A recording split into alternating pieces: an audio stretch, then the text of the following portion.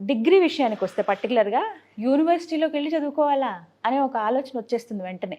డిగ్రీది ఏముంది, మన ఇంటి దగ్గర కాలేజెస్ ఉన్నాయి, పోనీ కొంచెం పల్లెటూరులో ఉంటే సిటీస్లో వెళ్ళి చదువుకుందాం అనే ఆలోచన తప్ప స్టేట్ దాటి వెళ్ళి చదువుకుందాం అనేది చాలా మంది తక్కువ ఉంటుంది ఆలోచన. బట్ మార్వాడి యూనివర్సిటీలో అయితే ది బెస్ట్ కోర్స్ ఇది అని చెప్తూ ఉన్నారు. ఫస్ట్ ఆఫ్ ఆల్ డిగ్రీ అంటే లైట్ తీసుకునే ధోరణి ఎంతవరకు కరెక్ట్, అసలు ఎలా సెలెక్ట్ చేసుకోవాలి కాలేజ్ని, కోర్సెస్ని కానీ అంటే ఏం చెప్తారు? మనం సమాజంలో చూస్తే ఎలా ఉంది అంటే, ఇప్పుడు ఇంజనీరింగ్ లేకపోతే మెడికల్ అంటే ఈ ఇద్దరే లైఫ్లో చాలా సీరియస్గా ఉండి వాళ్ళకి మాత్రమే ఏదో గేమ్ ప్లాన్, మంచి కాలేజ్ ఆ కైండ్ ఆఫ్ యాటిట్యూడ్ లాగా ఉంటుంది. డిగ్రీ అనగానే చాలా లైట్గా తీసుకుంటుంటారు.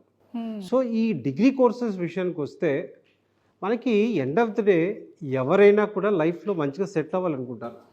సో మీరు ఈ హైయర్ ఎడ్యుకేషన్ విషయానికి వచ్చినప్పుడు ప్రాపర్ స్టెప్ కనుక మీరు తీసుకోకపోతే అది ఏ రకంగా మీకు మంచి ఫ్యూచర్ ఇవ్వగలుగుతుంది? సో ఇక్కడ డిగ్రీ అనేది ఏదో నేను జాబ్ చేసుకుంటా, టైం బీయింగ్గా చేసుకుంటానో, ఏదో ప్రైవేట్గా చేసుకుంటానో, ఈ కైండ్ ఆఫ్ యాటిట్యూడ్లో వెళ్తుంటారు.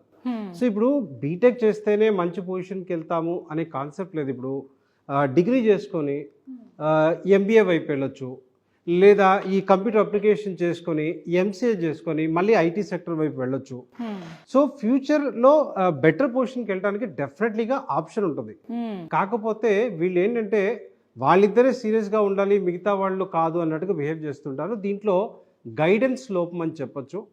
వాళ్ళకి స్వతహాగా లేకపోవటం, రెండు ఆ పెద్దవాళ్ళు వాళ్ళని రైట్ వేలో గైడ్ చేయకపోవటం, అట్ ద సేమ్ టైం ఇన్స్టిట్యూషన్ని సెలెక్ట్ చేసుకోవటంలో కూడా తప్పు చేస్తుంటారు.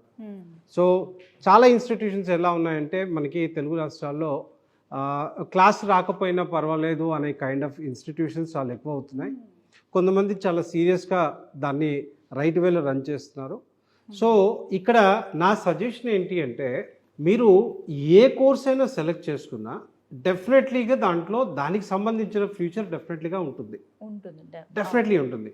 ఇప్పుడు బీకామ్ చేసిన వాడికి ఫ్యూచర్ ఉంటుంది, బీబీఏ చేసిన వాడికి ఉంటుంది, బీసీఏ చేసిన వాడికి ఉంటుంది, బీఎస్సీ చేసిన వాడికి ఉంటుంది.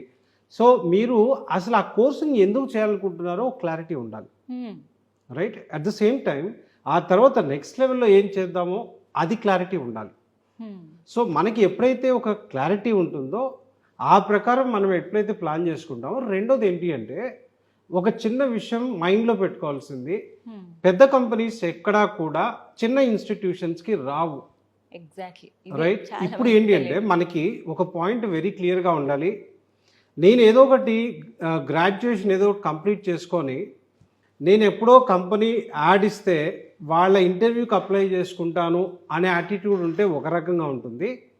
లేదు, నేను క్యాంపస్లో ఉన్నప్పుడే ఒక మంచి ప్లేస్మెంట్తో బయటికి వెళ్ళాలి అనుకున్నప్పుడు మీ క్యాలిక్యులేషన్ వేరే రకంగా ఉండాలి.